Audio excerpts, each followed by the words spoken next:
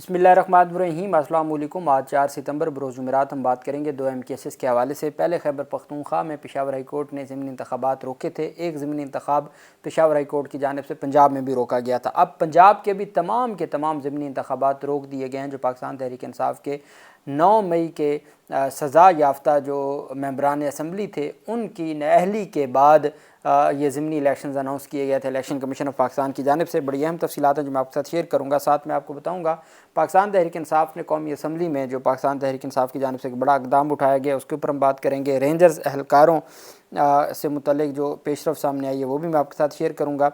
सबसे पहले मैं आपको बताता चलूँ कि पाकिस्तान तहरीक इंसाफ के सीनियर रहनुमाओं शिबली फराज और कंवल शोज़ब की ECL से नाम निकालने की तौहीन अदालत की दरख्वास्तें थीं।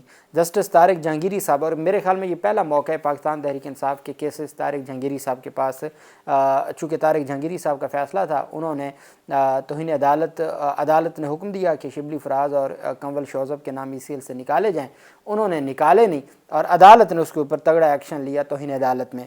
आज होना तो ये चाहिए था कि पाकिस्तान तहरीक इंसाफ के वकला पेश होते, चूँकि इसमें कोई सरेंडर करने वाली बात तो नहीं थी, लेकिन पाकिस्तान तहरीक इंसाफ के वकला चूँकि कंवल शोज़ब और शिबली फराज से मुतल्लिक पहले भी बहुत कुछ कहा जाता है, तो मेरे ख्याल में निज़ाम चाहता था कि तारिक जहांगीरी साहब इन मुकदमात को न सुने, तो कंवल शोज़ब और शिबली फराज के वकील ही पेश ना हुए, जिसकी वजह से अदालत को अदम पैरवी दरख्वास्तें खारिज करनी पड़ी। अदालत में 2 बार केस कॉल होने पर शिबली फराज और कंवल शोज़ब की जानिब से कोई पेश ना हुआ, जिसके बायस तारिक महमूद जहांगीरी ने अदम पैरवी पर दोनों दरख्वास्तें खारिज कर दी। पहले अदालत ने ऑर्डर जारी किया था इनके नाम ECL से निकालने के, उन पर अमल दरामद नहीं हुआ था। इन्होंने फिर रजू किया था तौहीन अदालत में। तौहीन अदालत में अदालत की जानिब से बड़े सख्त अहकामात जारी करके रिपोर्ट तलब की गई थी, और आज जब समाअत हुई तो आज न शिबली फराज का वकील मौजूद था ना उनके कंवल शोज़ब, और डेफिनेटली उन्होंने अपने वकला को रोका है तभी उनके वकील नहीं पेश हुए। नहीं तो अगर उन्होंने अपने वकील जब हायर किए हुए थे, दरख्वास्तें दायर हो चुकी थी, तो उसके बाद तो फिर वकला की ज़िम्मेदारी है कि वो उसमें पेश होते और कार्रवाई को आगे बढ़ाते। लेकिन चीज़ें चूँकि कंप्रोमाइज़ की तरफ चली गई होंगी और इस वजह से वो मामला वहीं पर वाइंड अप हो गया और अदालत को अदम पैरवी खारिज करना पड़ा।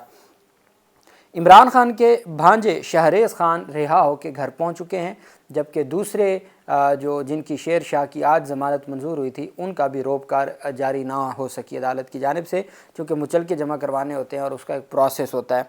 जनाब हमला केस में गुज़श्ता रोज़ ज़मानत पाने वाले जो इमरान खान के भांजे शहरेज़ खान को कोट लखपत जेल से रिहा किया गया। 1 लाख रुपए के ज़मानती मुचलके जमा होने पर उनकी रिहाई की रोबकार जारी की गई।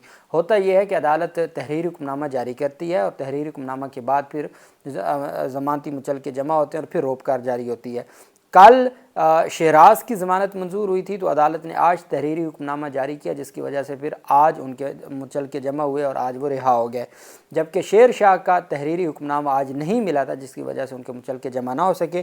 चूँकि जज साहब सुबह सवेरे जब ज़मानत की दरख्वास्तें समाअत कर लेते हैं तो वो तशरीफ़ ले जाते हैं वहाँ कोट लखपत जेल में ट्रायल के लिए, तो इस वजह से फिर वो लेट शाम को वापस आते हैं और वो फिर रात को या सुबह सवेरे वो फ़ैसले लिखवाते हैं, जो ज़मानतों के फ़ैसले होते हैं, या साइन करते हैं।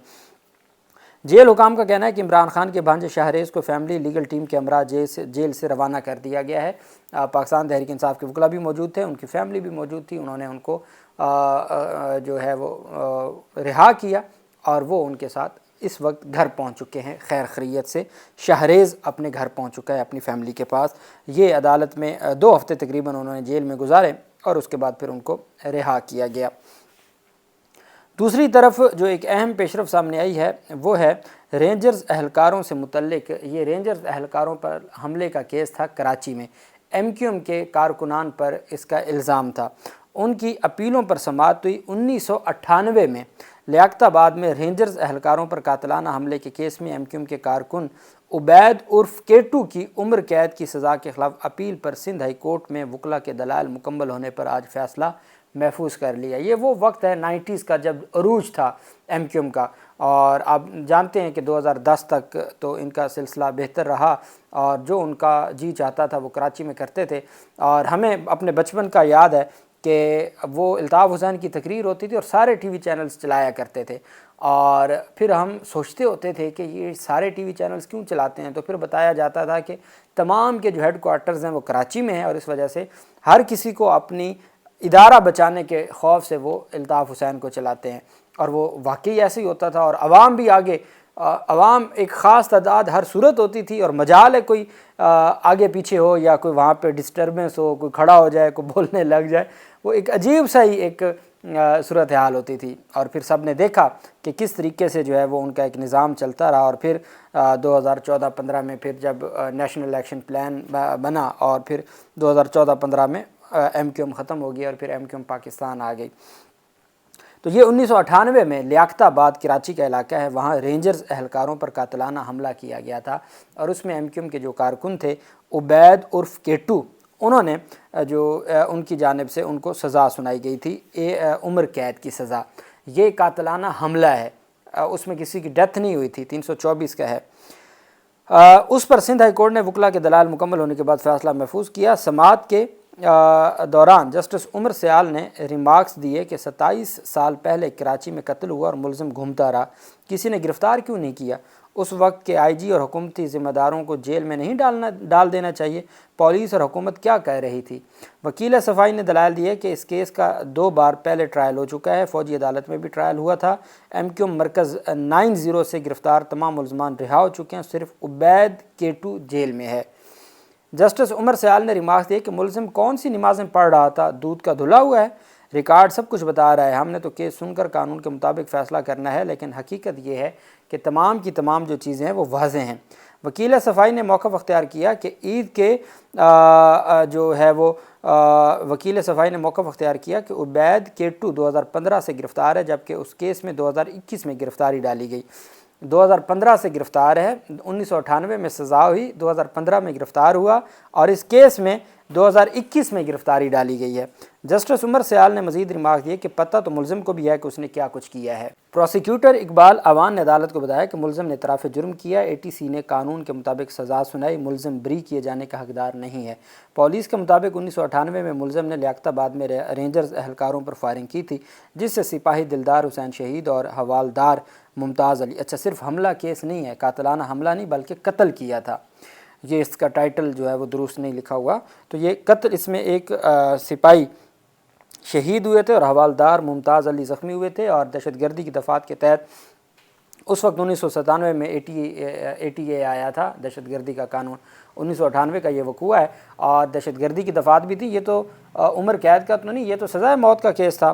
خیر، اس میں پھر جو ہے وہ انسداد دہشت گردی عدالت نے 2024 میں ملزم عبید کیٹو کو عمر قید کی سزا سنائی تھی، اور 1998 کا وقوع ہے، اور 2024 میں سزا سنائی گئی، اور 2017 سے اس مقدمے میں گرفتار، 2021 میں اس مقدمے میں گرفتار ہے، ویسے 2015 سے گرفتار ہے، تو 2024 کی سزا ہے، 2025 میں عمر قید لگ گئی ہے۔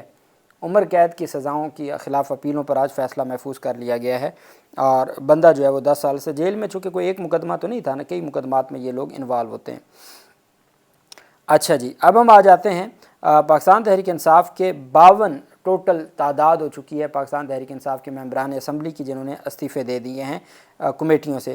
عمران خان کی ہدایت پر پارٹی کے مزید 5 ارکان اسمبلی نے قائمہ کمیٹیوں سے استعفیٰ دے دیا، جس کے بعد مجموعی طور پر مستعفی ہونے والے اراکین کی تعداد 52 ہو گئی ہے۔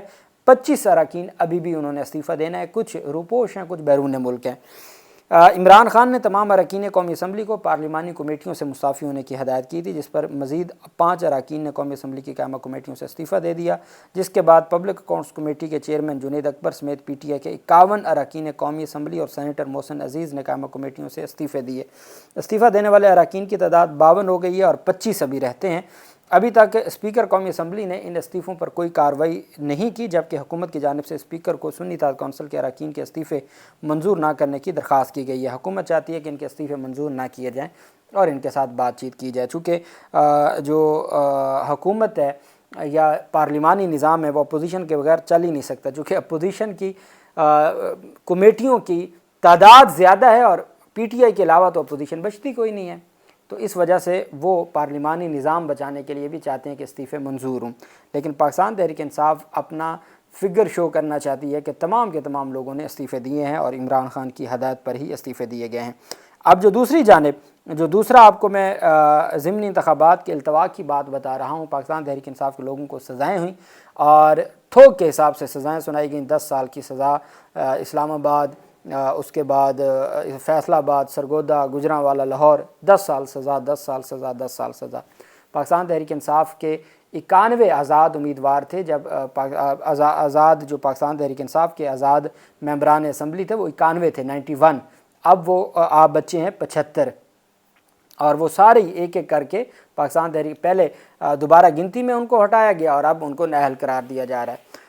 پاکستان تحریک انصاف کے جو خیبر پختونخوا کے تھے انہوں نے تو پہلے ضمنی انتخابات رکوا لیے تھے، اور وہ عمر ایوب تھے، شبلی فراز تھے، وہ عبداللطیف چترالی تھے. پھر ڈیرہ غازی خان پنجاب سے زرتاج گل نے بھی درخواست دائر کی تھی، ان کو بھی اسٹے آرڈر مل گیا تھا.